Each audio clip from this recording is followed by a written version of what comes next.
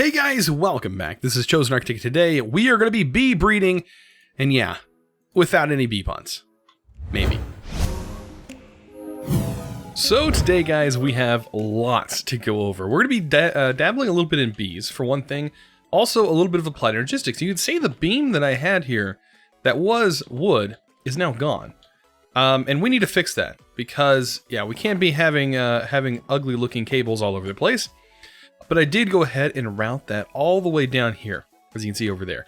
Now, there's not too much I can do with these industrial cables. Technically, I like these industrial cables kind of sticking out. I just wish I can close these.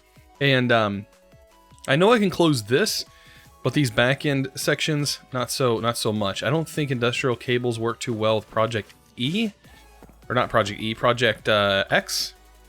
With I think it's Project X.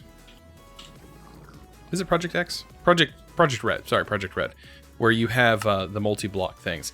But anyways, we're gonna fix this right off the bat. What we can do is get some wood or some logs, and we'll throw this with applied logistics. I went ahead and already made some cable anchors. What you want to do is take your cable anchors like so, and you'll get yourself some facades. Now, I don't think we're going to need too many. I guess we have the ability to go back if need be. But what we can do is we can place these on the sides, and I don't know if it's going to properly work or not. I mean, that is a thing. It'll definitely work for these, which is exactly, kind of what I really wanted to cover up. But I mean, I guess that looks okay. It's better than just seeing cable floating here, which is something that I don't want to see. That doesn't look that bad. We can cover that up if we want. You can even cover the sides that are connected to things. I'm not worried about the top. I'm going to leave the top just like it is. I think that's perfectly fine. What we might do is put slabs on the bottom here. I don't know. We'll figure something out. But also over here on this other side, we have a couple of things we need to do. We have cobble and some special patterns to our cobble. One being this. So let's get a couple of those. And I think that's all we need for our wall over here. And let's see. So I know we need to cover the back end here. And definitely cover this area and the side. And you can see that it does actually fulfill the pattern. So we're not stuck with this ugly looking pattern that doesn't actually fit. And we're going to be spending a lot of time in here today. So I kind of want to make sure this works. And we'll throw that on there. Looks like we're having some weird pattern issues. I think that might be because we did not select over here. We did not put them over here, which we will. I don't know. We got some weird things going on. That's a weird thing as well. Weird. I don't know what's causing that. But anyways, I digress. We're going to figure something else out. We're going to get this going. Let's go over here. And we'll just put our windows back in. Just like we had them. I guess we lost our block that was inside. That's interesting. Usually it pops the block out. We might try to redo that later on. Alright, let's get some cobble. We just needed 2 of those, and we're good to go. So, as you can see, I did move my applied logistics system over here, so that way, while we're doing bees and such, we have easy access to the applied logistics system. Awesome. So, let's take a look at this. Did it fix itself with us moving out of the way for a minute? No, it didn't. We had the weird textures, but that'll work. It's interesting to have the applied logistics system here because we can just pop it open, bam, and be good to go. So yeah, we have a lot of materials to work with in here. We have tons of our bees in here, and we're going to get started with that. So let's get into forestry. That's the first thing we really need to push towards. And you can see out here, I did plant some cherry trees. There are some cherry trees outside looking mighty fine, but they're not ripe yet. But that's okay. We don't need them to be exactly ripe just yet. We need to get to the machines. There's going to be a couple of machines we're going to need. And of course, we're also going to be needing to make the apiaries. I'm going to skip the bee houses, but if you were just getting started, bee houses should work just fine. But for right now, we definitely need apiaries. So, to do that, let's go ahead and start making some of the machines. Now, I don't know if they switched this to MJ power. This used to run off of MJ power back in the day. I don't think it does anymore. but, you know, we're going to find out. So, we definitely need a lot of bronze, and I hope I have enough bronze. So there's a couple sturdy casings. I'm going to make 3 carpenters. Yeah, the carpenters are what hold different fluids and stuff, and you can see. And there are a couple different kinds of fluids, and we're going to need to use those. So 3 of those should work, and we'll have 3 carpenters running. I'm going to run the lines down here, because this is where our power is going to loop through. And I think it'll be just fine. And let's go ahead and get some hardened flux ducts. Just for this example here. We'll throw them down there. And we can go ahead and remove this, because we're just going to have a wall of cables at this point. So, place these down. There we go. We have some carpenters in this room. And there's a couple of other machines that we're going to need as well. Squeezer is going to be definitely one of them. And fermenter. So let's go ahead and make a squeezer. Looks like we're going to need, we're going to need a bunch of these sturdy casings. So, bronze. I was trying my best not to run back and forth. We might need to get some stairs up here, but this house over here definitely has the bronze. I have been working on making bronze. It's going to be nice to have a little bit of it. Alright, so we'll just work while we're over here. Alright, so the sturdy casing. Squeezer. Did I throw the sturdy casing out? I feel like I did. Sturdy casing. Squeezer. There we go. We also need a fermenter. That'll be helpful. A little bit down the road. Right now, not too much, but it's definitely a machine we're going to need to have. Like I said, a lot of bronze goes into making this stuff, so keep that in mind. Squeezer's the most important. Not so much the still right now. The centrifuge is also something that's very important that we're going to need. So we'll go ahead and grab a centrifuge as well. Awesome. All of this stuff needs power. So that's something we're going to have to get into. We already have power that's running to it, so that part is covered up. Now, the only other thing we need to worry about making is going to be the actual apiaries themselves, in which we are going to be able to automate our bees. So, yes, a lot of stuff that has to go on before we can get to the bee part, though. And that's going to involve these machines. And like I said, I planted all these cherry trees, and for good reason. You're going to find out real soon why cherries are pretty good, since they're all over the place, really. You're going to find out why I chose to go with those. So, we have just enough room. I think what I'm going to do is put the squeezer next to the carpenters, and then we're going to have the centrifuge and fermenter. Fermenter can go here, centrifuge can go here. All of these machines need power, in which we do have now. So let's go and close that. And yes, they are running off of RF, which is exactly what I want. Innocuous accumulator would be nice, but I think we might just set up a temporary infinite water source in here. Because one of these machines is going to require a bit of water. And we'll definitely get some water hooked up to them very soon. Alright, so it's already getting dark. Let's set up like an infinite water source right here. Why not? Look at that, we can do it right here.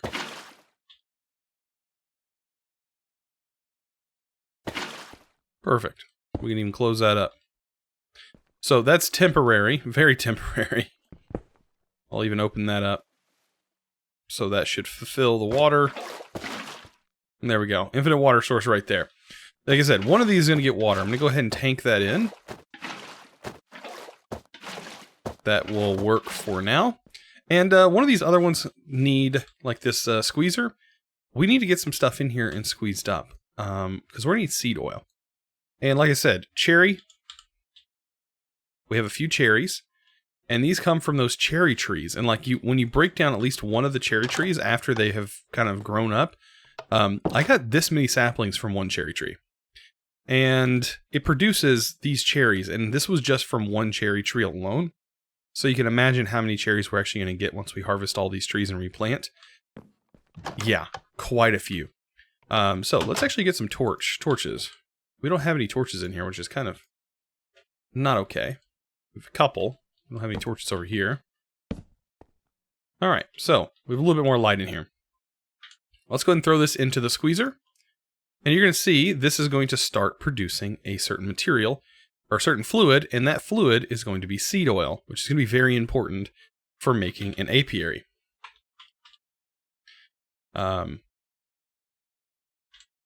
So, to make an apiary, let's take a look at some of the things we're going to need. Impregnated casing is the big thing, and that's where I said it needs seed oil. And so we're going to need some wood and a little bit of seed oil, and that will allow us to make our first apiaries. And yeah, that's all we really need is a little bit of seed oil. But like you see here, we're getting 50 per cherry. So we're getting 50 seed oil per cherry, and it's going pretty slow. I mean, that's about as fast as it's going to go. And it says right here, if you're stuck with the remaining fluid, you can break the machine, or you can use a pipette to get the fluid out. That's a good way to move this little bit of fluid over, but the pipette, I do believe, breaks. So I would wait till you get about a bucket in here, and then throw it in one of your carpenters that is destined specifically for the seed oil itself. Because another one is going to get honey. So we have honey, water, and seed oil, and that's kind of what you want to make sure you have. And we should be just about done once we get that going. So I'll be back once we get there. So now that we have our first bucket, we can either throw our bucket in here and it'll fill it up, or we could right click and it'll scoop it out. But we're going to use this right here. We're going to take this, put some seed oil in it, and we're going to be making those cases, like I said. Now, this is just a placeholder, so what you want to do is throw this in here, and that will start the process of slowly but surely using the internal inventory it has in here to produce the recipe that is shown there. And you can see it's going to take a little bit of time, and it's going to use a little bit of our seed oil. We should be able to get at least 4 of these, though, out of this, and thus be able to make a few apiaries. Now, let's go ahead and get some of the recipes needed for the apiary. Of course, we're going to need a little bit of that wood. I might actually take, a few of those, just to make sure we have enough wood here for this. And yeah, we're going to make some slabs, and that should be plenty. I don't feel like we're going to need any more than that. As you can see, there's our first impregnated frame, in which we should be able to pull that up and get started. So let's go ahead and throw this in here. Surround that, and that will get us an actual apiary. And that's exactly what we're going to be needing, is an apiary. So let's go ahead and take this apiary. We can place it outside. We're going to have us a nice little area for our bees. So right here, I think is going to be a good place. Right here. And you can see inside, it's pretty bland. We have nothing in here. The temperature, everything is pretty bland. You can see right here, it tells you the temperature of the area, which is normal, 70, and the humidity is normal, around 80%, which is really interesting information. But that all pertains to your bees, and so we're going to need to go ahead and get in here. And I think we can do bees. You can see a few of the bees we have, but of course we have more than that. If we search forestry, we can get into our main bees. But there are different bees in here. There are bees from Benny's bees, and there's bees from forestry itself. We're going to need to grab a few of the bees from there. And kind of talk about how these things work a little bit. Because it's kind of confusing. For most people, the bees are kind of confusing. But I want to kind of show you a little bit of what we need to focus on. So you can see right here, we have a bunch of ignoble stock, but we have one pristine. We really need to look for these pristines. These pristines are very important. And you can see right here, there's no drones. We don't know anything about these drones yet. So what we're going to do is just place a drone in there. That is going to take this princess and turn it into a queen. It's going to take a little bit of time, and we're going to find out what this is actually going to be needing, because it may not actually work right off the bat. And you can see it's telling us right here, the hive members are not finding the right flowers. It says use a portable bee analyzer, which we can't actually get just yet. We will be able to get it very soon, but we won't be able to see it too well just yet. And it says it needs a couple flowers. Well, we could technically make a bee Eliezer because we do have a couple of honeycombs. Let's pull this. We have 13 honeycombs. Let's go ahead and take those honeycombs out, and we'll throw that inside the centrifuge. The centrifuge is going to take those honeycombs. It's going to knock it down into honey. And that should be able, I think there'll be enough for us to get a bee Eliezer. And then we'll be able to kind of talk a little bit more about this. You see, it actually takes a moment to pull the honeycomb in, and then it does the actual centrifuging where it separates. I don't know if you've ever seen a honeycomb centrifuge. It's kind of cool. You kind of have like a bunch of frames, which is normally how bees work. And then in the center, you kind of put them in the frames, and then it spins it really fast after you've kind of scraped the cones off. Spins it really fast, and all that good old honey comes out of the cones, which is really, really cool. So as you see, we got a honey drop. That's exactly what we want. And bee Eliezer right here, bee analyzer. This is going to require, oh, actually doesn't require, well, it does require what we just made. It does require honey, but not to make it. This is the one that requires water. So we need tin, diamond, and some panes. So some glass panes, tin, and diamond. And you're going to want one of these. Believe me, you are going to want one. So over here in our water one, we can throw this in like that, but we have to manually put the items in, remember. And it's also going to require redstone. So we'll throw that in there as well. And that should start to take a little bit of the water, and it should start working here. And this thing is very important. You see where it says 0 charges? Well, the honey drops is actually what you use to charge them. So keep that in mind. That's exactly what you want to look for. All right, so you can see this doesn't have any flowers. I know what flowers this already automatically wants, but the bee Eliezer will definitely tell us. But let's go ahead and get a few flowers. The base flowers is all it requires. So we can use dandelions. That is one type of flower that it'll accept, and I think it'll accept it with just this flower alone. So if we put some dandelions nearby, it'll go, oh, hey, I'm good. I have dandelions, and you can see the bees start to kind of spread out. Nice, right? So this is going to work for not only this type of bee, which I think we used a meadow bee. We can take these impregnated frames, put them in here. And what we can do now is we can get this set up for multiple things. So right there is going to be that one. We're going to have these. And then technically I can put another one right here. So this is going to be our starting little area for breeding our bees up. And the reason I'm making more than one is because it's going to take more than one. So if we look through here, we have pristine for these bees. This is one's working here. We have the pristine on this stock, and it keeps going down. And we also have some drones. We really need to look out for our drones. Our drones are down here. So let's go ahead and see if that bee Eliezer is done. It is. There we go. And yeah, we can utilize these honey drops for analyzing our bee. Put the honey drops up here, and we can go, okay, this one's pristine. Let's go ahead and analyze it. You can see right here, the species is forest, which is what we're in. The lifespan is shorter, which is not that bad. Production is the slowest, which is not that great. Pollination is slower. The flower type is flowers. And the fertility is 3, so it has a chance of producing up to 3 drones, which is really nice. Territory is average, and effect is none. And each one of these things tell you a little bit more about the bee. And then when you hold shift, you can kind of see some more information about it now that we've analyzed it. And it tells you what it produces. And here's some possible mutations that could technically happen, and you'll unlock those as you keep going. So yeah, here's the beekeeping. One of the most common pests in the forest, and this is mostly docile. So yeah, it tells you a little bit more about the bee. And so you'll keep these bees separated once they're analyzed, because you won't be able to combine them. But let's go ahead and take this. We can also analyze the drones. You can see right here, shorter life, and there's some interesting traits about those as well. But what we're going to do is take our pristine stock, because that's the stock that won't eventually die off. Pristine stock will live a long life, whereas the ignoble stock will eventually decay and die off, which is something we don't exactly want. We really want pristine. So what we're looking for is pristine. So here's another pristine. I think I'm going to have to hunt for another pristine meadows, because right now I don't have another pristine meadows. So you can see right here, it turned into a forest queen.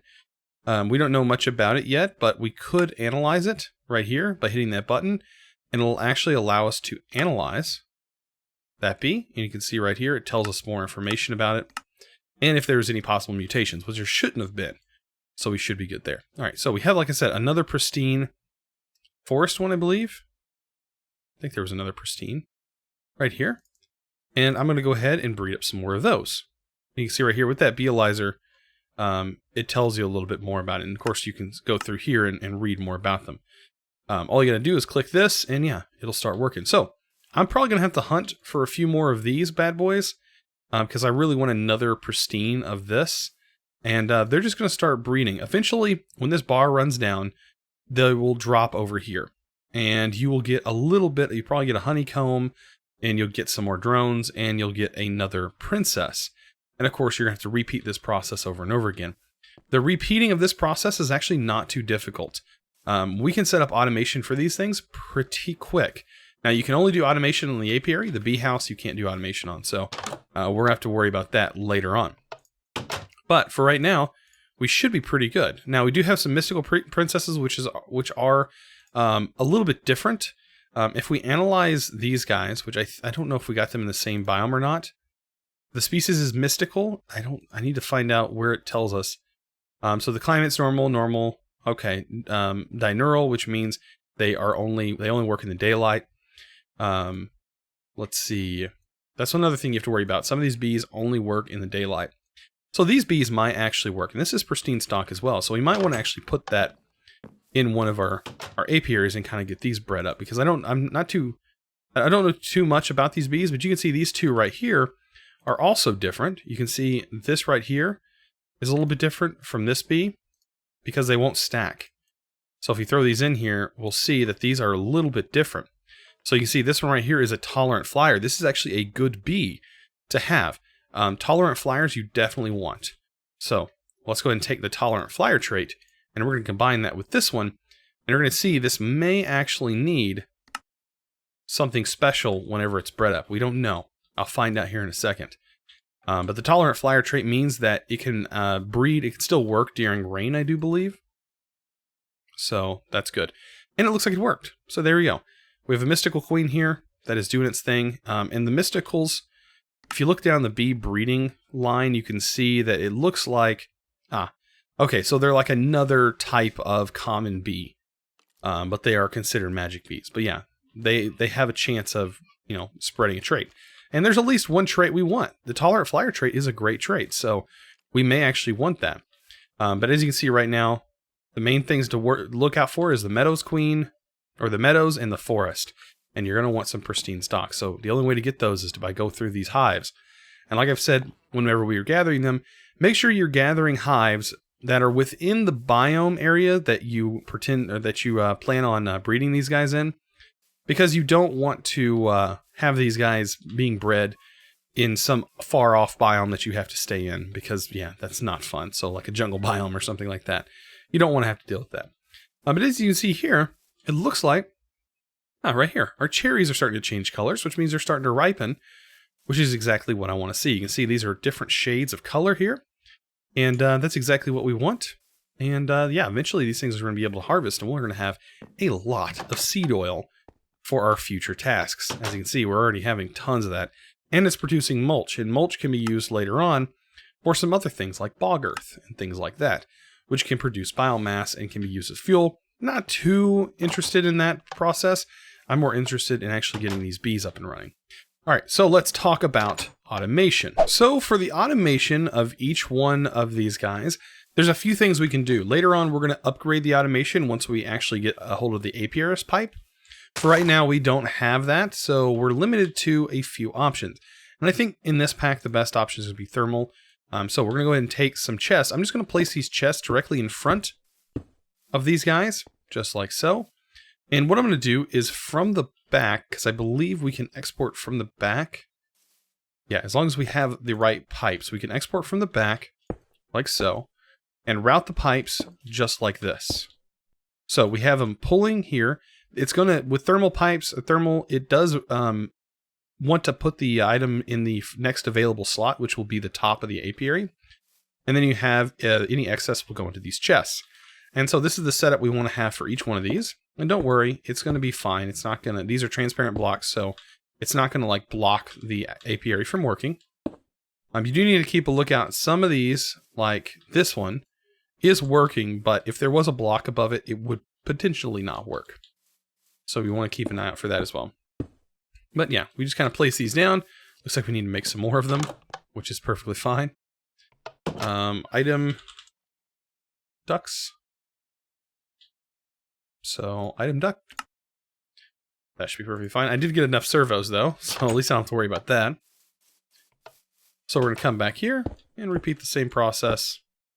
I do like the particles in this one, those little like yellow particles. But all we gotta do is place a servo on the back here and turn it on. And I believe whenever these are done and that bar goes all the way down, the bee will just recirculate, and it will just basically repopulate the drone and the princess back in here, and it'll turn it into the queen again.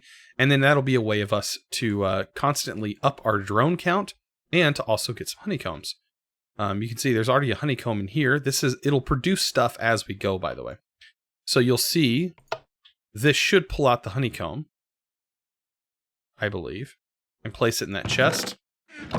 If we have to do it from the bottom, we might have to do it from the bottom. I don't remember if it specifically only pulls out from the bottom. We'll find out, though.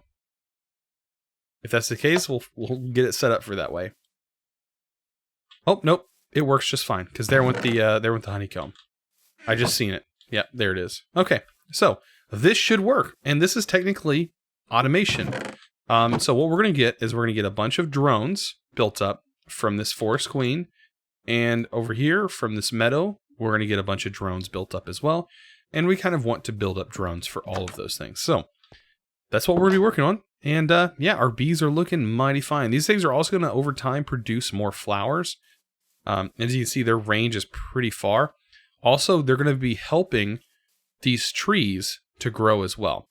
I believe that these bees help pollinate these leaves and stuff like that. So any fruit and stuff like that, it should help them grow faster.